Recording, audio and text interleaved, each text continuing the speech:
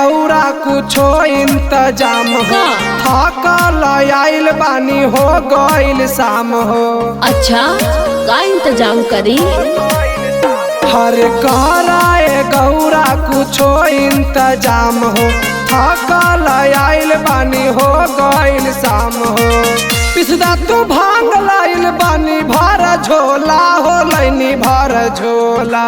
ए जी हमरा से ना होई, हमसे पिसाई नहीं भोगी आया भोला, हमसे पिसाई नहीं भोगी आया भोला।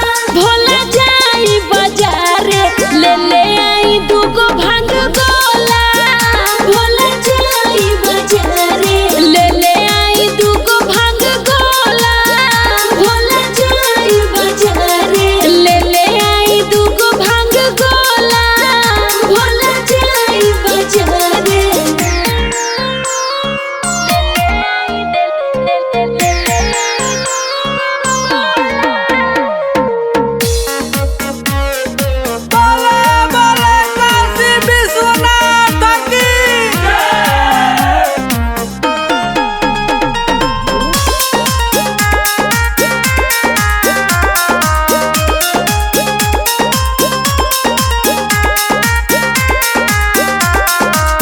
जैसे तू कहबू हम करब ये धनिया। अच्छा काहे खिसियालू तू हमारा परमिया। देखा फुसलावा मत, मीठा बोली से तू फुसलावेला, फिर मन भर भांग पिसवावेला। कान खोल के सुन ला।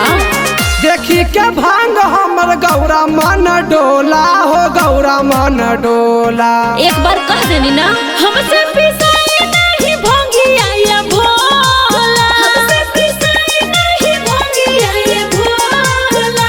भोला जाई बाजार ले ले आई दूगो भांग गोला, भोला जाई बाजार ले ले आई दूगो भांग गोला, भोला जाई बाजार ले ले आई दूगो भांग गोला, भोला जाई बाजार।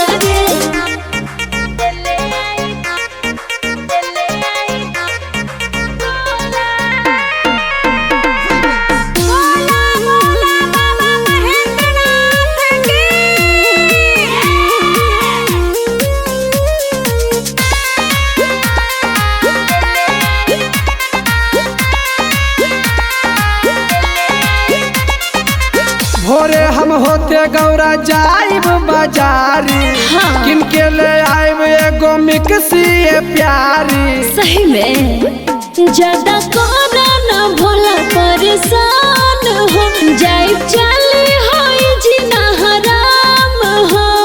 समझ में आई लू? कहरज बिहारिया से मंगा दी शंख पोला, मंगा दी शंख पोला। अच्छा ठीक बा मंगा दी। हमसे